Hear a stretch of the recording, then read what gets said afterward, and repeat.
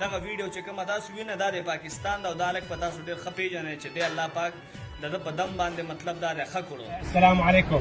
ابو سراج ما شاء الله ايش قد حلو من الطفوله ما يسمع ما يحكي استاذ هسه ان شاء الله يطيب ويحكي ان شاء الله باذن الله. بسم الله الرحمن الرحيم. يا أيها الناس قد جاءتكم موعظة من ربكم وشفاء لما في الصدور وهدى ورحمة للمؤمنين وننزل من القرآن ما هو شفاء ورحمة للمؤمنين ولا يزيد الظالمين إلا خسارا.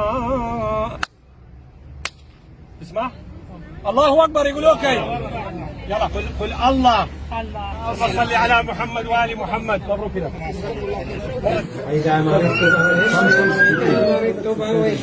الله واحد استغفرك وتكون ما شاء الله ما شاء الله ما شاء الله ما شاء الله ما شاء الله.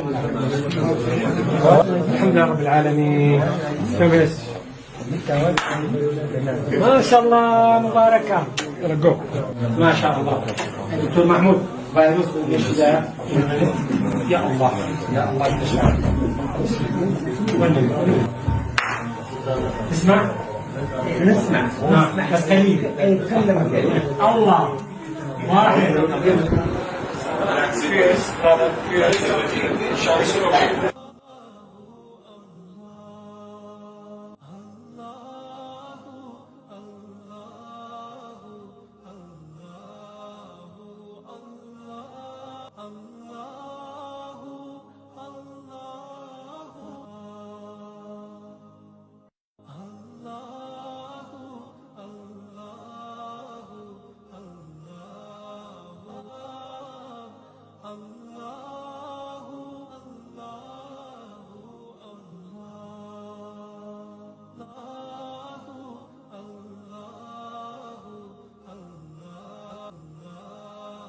السلام علیکم ورحمت الله وبرکاته.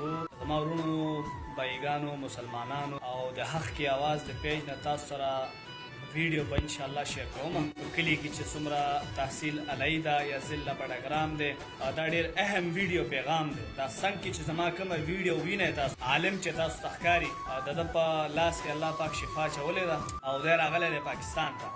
اوس په دې وخت سره دی پاکستان کې دی په اسلام آباد لاهور اخوا دېخوا د راونډونه ولګول.